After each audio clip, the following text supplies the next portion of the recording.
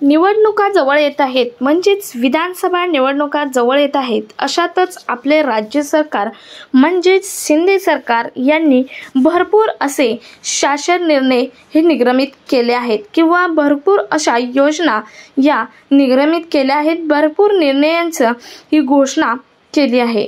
राज्य सरकारने विरोधकांना अडचणीत आणण्यासाठी एकामागोमाग एक धडाकेबाज निर्णय घेतले आहेत. धडाकेबाज निर्णय जाहीर केले आहेत.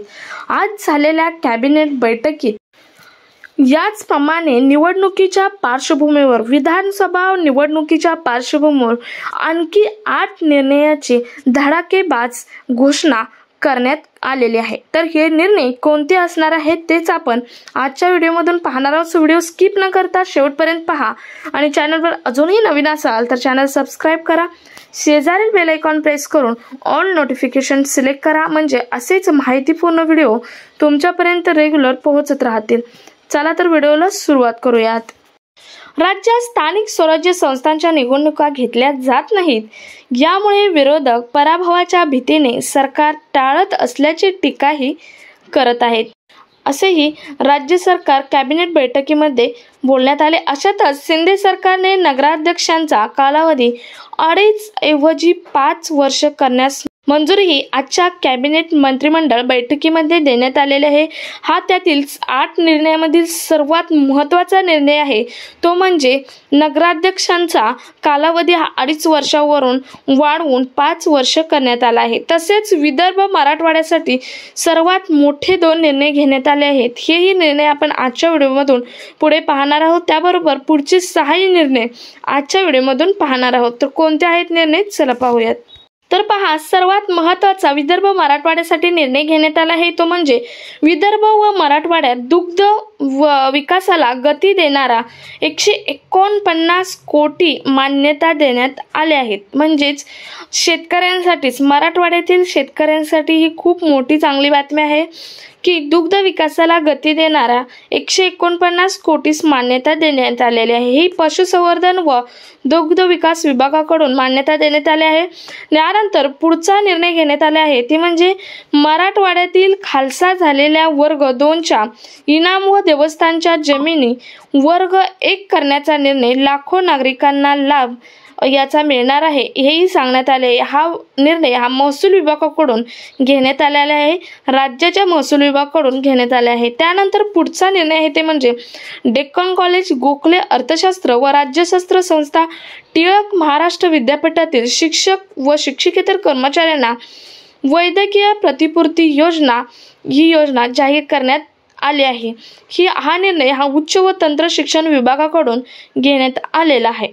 त्यानंतर पुढचा निर्णय कोणता आहे तो पाहूयात. पुढचा निर्णय आहे तो म्हणजे यंत्रमागांना अतिरिक्त वीज दर सवलतीसाठी नोंदणीची अट मार्च 2025 पर्यंत शिथिल करण्याचा निर्णय हा सहकार विभागाकडून घेण्यात आला आहे. राज्याच्या सहकार विभागाकडून वीज दराबाबत ही मोठा निर्णय हा घेण्यात आला आहे. त्यानंतर पुढचा निर्णय आहे शासकीय खाजगी वैद्यकीय महाविद्यालयाच्या जे निवृत्ती अध्यापक आहेत त्यांना अध्यापकांना ठोक मानधन देण्याचा निर्णय हा घेण्यात आलेला आहे. हा निर्णय राज्याच्या वैद्यकीय शिक्षण विभागाकडून घेण्यात आलेला आहे. त्यानंतर पुढचा निर्णय आहे पाहूयात. पुढचा निर्णय सर्वात महत्त्वाचा निर्णय सार्वजनिक बांधकाम विभागाकडून घेण्यात आले आहे. तो म्हणजे 6000 किमी रस्त्यांचे डांबरीकरणाऐवजी सिमेंट काँक्रिटीकरण सुधारित 37,000 कोटी खर्चास मान्यता दिलेली आहे.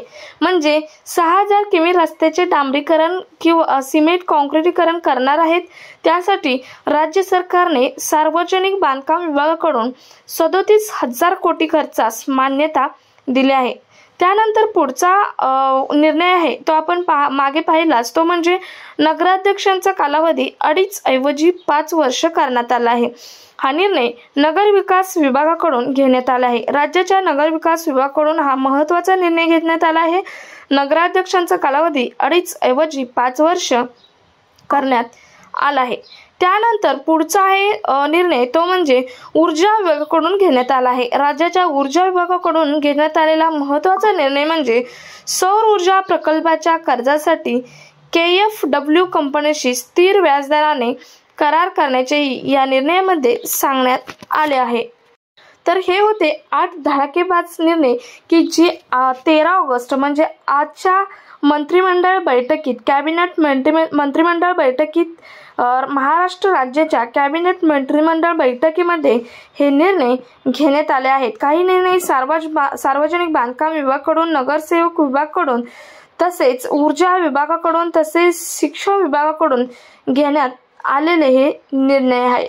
सो भेटूयात पुढच्या एका नवीन अपडेट सोबत। तोपर्यंत जय हिंद, जय महाराष्ट्र।